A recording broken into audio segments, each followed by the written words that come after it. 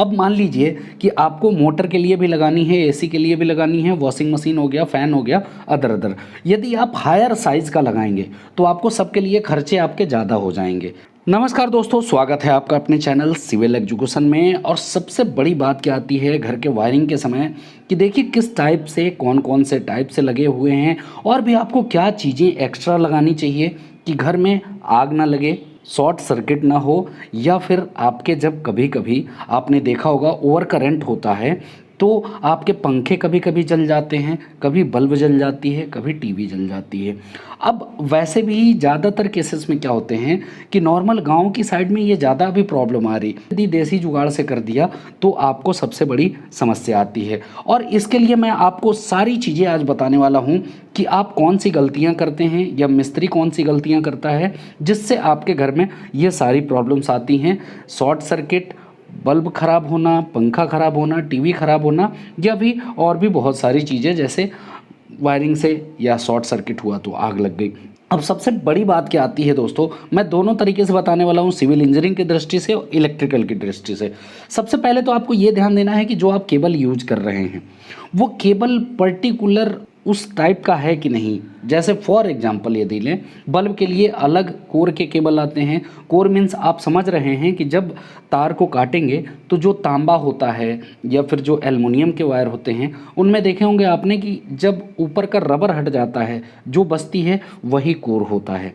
अब सिविल की दृष्टि से यदि देखा जाए तो इस तरह की जब आप वायरिंग करते हैं तो सबसे पहले तो आपको ये ध्यान देना है कि वायरिंग जो आप कर रहे हैं उसको प्रॉपर तरीके से, सही तरीके से फिक्स करना होगा। आपको इस तरह से, आप जैसे ईंट लगा दिए या फिर ठोक दिए, इसकी जगह आपको थोड़ा थोड़ा मसाला यूज करना है। जैसे यहाँ देखिए किस तरह से सही तरीके से यहाँ फिक्स किया गया है। और प्लास्टर के फेस से आपको अंदर रखना है ताकि ये जो पूरा प्लास्टर हो ये पूरी एक साथ प्लास्टर हो सके। और साथ ही साथ जहाँ से आपको कनेक्शन है वहाँ से आपको कनेक्ट कर लेने हैं सारे केबल के थ्रू। अब रही बात कि देखिए केबल में क्या होता है, जो भी आपके पावर स्विचेज हैं, ना हो तो आप नोट कर लीजिए, पावर स्विचेज के लिए 2.5 mm स्क्वायर कोर की आपको तार की ज़रूरत होगी। जैसे ये तीनों जो तार हैं ये पावर स्विचेज के लिए हैं। पावर स्विचेज मीन्स आपको कहीं हीटर के लिए तार लगाना है, प्रेस के लिए तार लगाना है, इन सारी चीज़ों के लिए 2.5 mm स्क्वायर का कोर आपको चाहिए।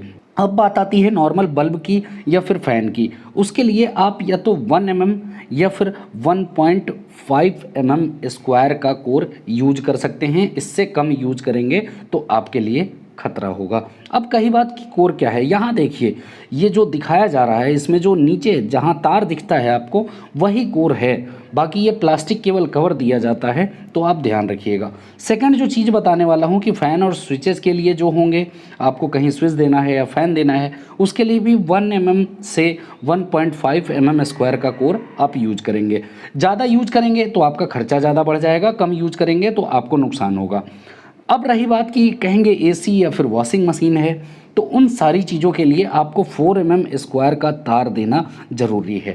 4 mm स्क्वायर से कम देंगे तो आपका जो एसी का लोड है या फिर वॉशिंग मशीन का लोड है वो तार बियर नहीं कर पाएगा और जल्दी से ख़राब हो जाएगा। अब रही बात कि एक्स्ट्रा जो तार यहाँ पे आपको दिख रहा है वाइट कलर का, आप इसमें टेलीफोन का भी वायर दे सकते हैं जैसे वो टेलीफोन का था। अब रही बात कि शॉर्ट सर्किट से कैसे बचा जाए, ओवर करंट से कैसे बचा जाए, तो देखिए दोस्तों यहाँ पे टोटल एमसीबी मैं आपको दिखा रहा हूँ।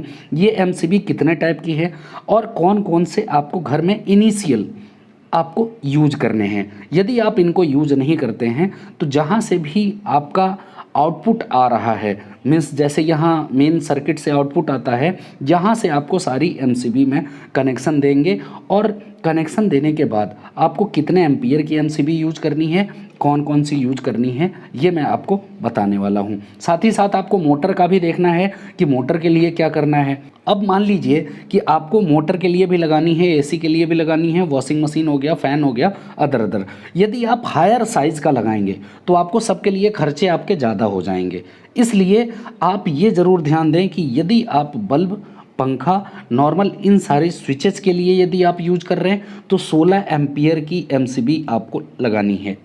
16 एम्पियर से ज़्यादा आप ना लगाएं, नहीं तो उससे आपका खर्चा बढ़ जाएगा। सेकंड चीज़, एसी या वॉशिंग मशीन इन सारी चीज़ों के लिए 32 एम्पियर की आपको लगानी ज़रूरी है, जैसे इन सारी में लिखा हुआ था। तो इस तरह से दोस्तों आप अपने घर को सुरक्षित कर सकते हैं। अब इस वीडियो में इतना ही, अब मुझे विदा दीजिए। आपका बहुत बहुत धन्यवाद।